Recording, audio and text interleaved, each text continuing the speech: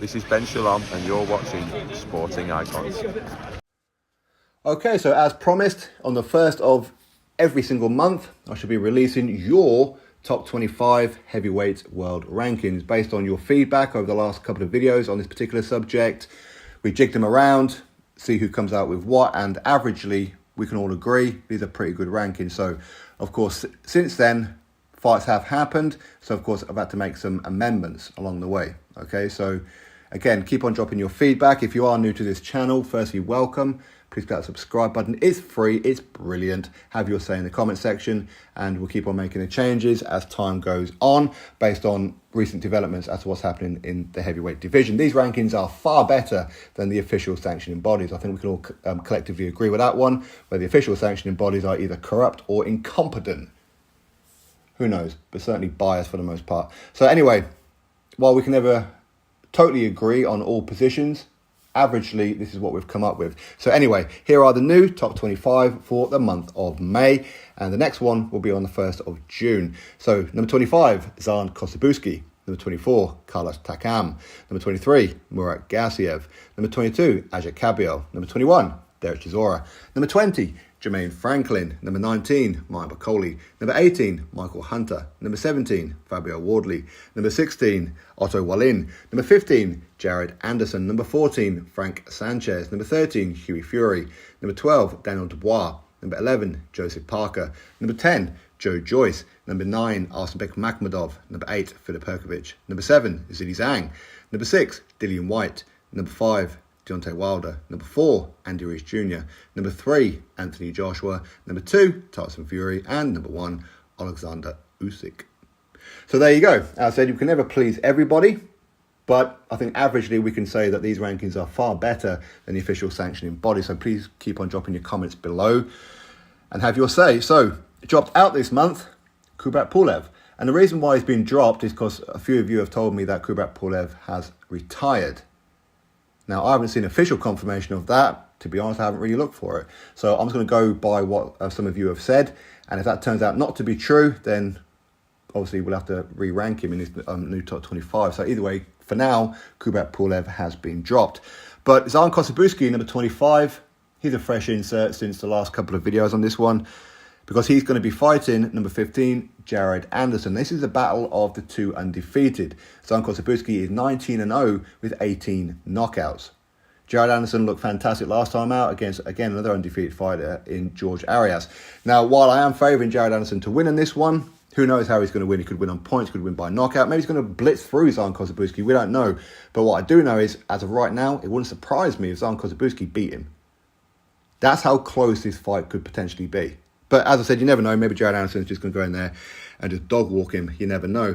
I suppose the biggest change for this one will be number 7, Zhilei Zhang. He was number 19 last time out, but now he's number 7 because obviously he's defeated Joe Joyce in that time. So now we've ranked him in at number 7, where a lot of you say he should be ranked in the top 10. Some of you say he should be ranked around about number 5. So I've gone with the average, put him in halfway between. I was and ahhing whether to put him ahead of Filip Perkovic or not. So Zhilei Zhang's number 7, Filip Perkovic is number 8. Obviously, officially, Filip Perkovic has a win over Zhilei Zhang, but a lot of people feel that Zhilei Zhang won that fight and got jobbed.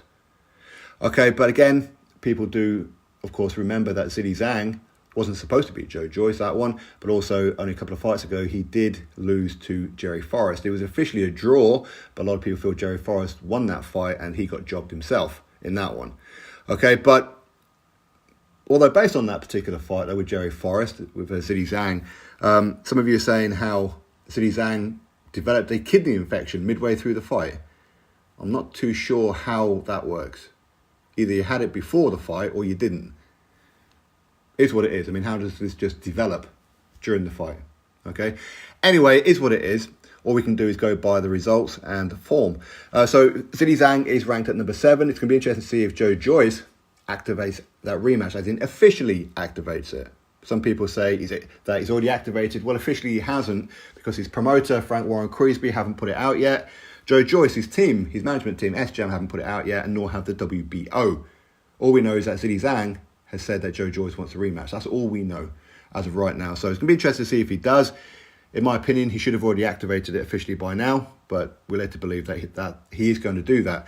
So that would be good. But for now, Joyce, he got dropped from number 4 all the way down to number 10. And I know some people say, but, he's lost one fight. Should he drop that low? When you got other people who have lost, say, for example, Dillian Whyte, number 6. But again, Dillian Whyte, he's only ever lost to current, future, or past world champions. Tyson Fury, current world champion. Oleksandr Usyk, former world champion. Anthony Joshua would have been a future world champion at the time. And of course, he has avenged his defeat over Oleksandr Usyk. Dillian Whyte's resume is far better than Joyce. He has defeated better opponents, he has. So that's why, for that one. Outside of that, Michael Hunter, number 19, he has won. He beat the Hulk in Poland, Ihor something or other, but nicknamed the Hulk. Arguably an early stoppage, But again, this Hulk fella, he was 10-0, which looked pretty good, but he'd only defeated journeyman. He had. So how good was that win for Martin Bakole? I suppose time will tell. But I'd love to see Martin Bakole rematch number 18, Michael Hunter. That should be his first point of call. If not, then you've got Filip Hrgović, who's the IBF mandatory, has said he wants to fight Martin Bakole. But yet Martin Bakole doesn't want to mention Filip Hrgovic's name for some reason.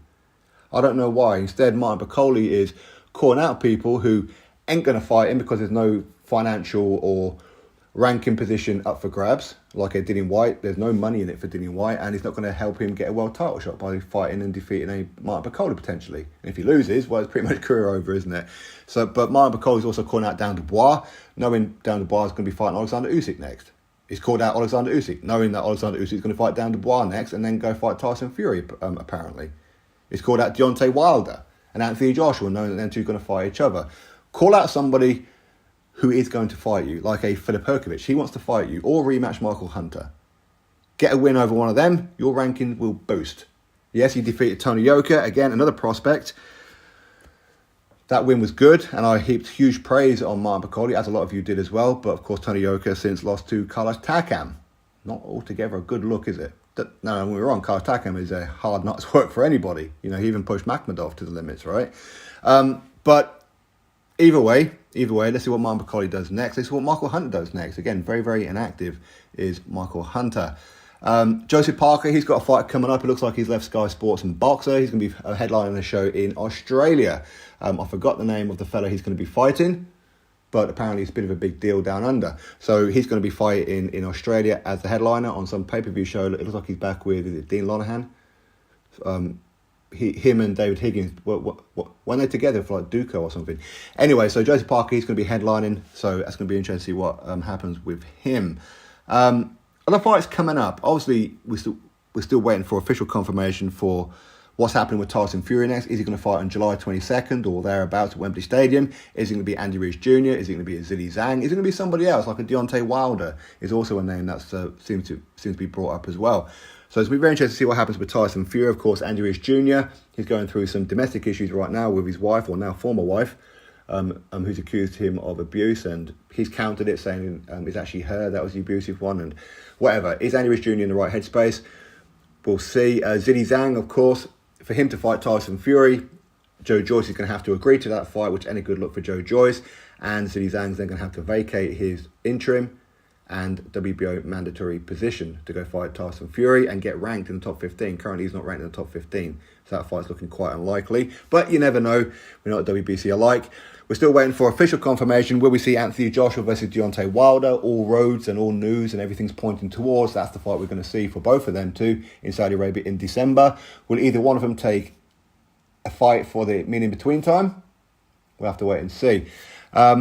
But other than that, no changes. Of course, it's only a couple of weeks ago since we started doing this. But on the 1st of June next month, hopefully some fights have been officially announced and we can start talking about it a little bit more, make changes as and when necessary. Okay. Oh, number 13, Hughie Fury, by the way. He was going to be on the Liam Smith and Chris Eubank Jr. undercard, but I can tell you now, it's now been changed. Okay. I won't tell you exactly when and who against or on what card and all that kind of stuff. You'll have to wait for the official confirmation of that one. So, yeah, Be good to see Hughie Fury back. Be good to see Dillian Whyte. Who's he going to fight next? Is he going to have a fight with Anthony Joshua? Is he going to fight somebody else? Maybe he'll take up Martin Bakole and say, you know what, stuff it. Maybe he's going to have a third fight with Derek Chisora. Let's hope not for that one. But it's going to be interesting to see what Dillian Whyte does next. That is for sure. Other than that, let's see what happens next month. Thank you very much for watching. Please click that subscribe button if you're new to the channel. And I'll catch you on the next video.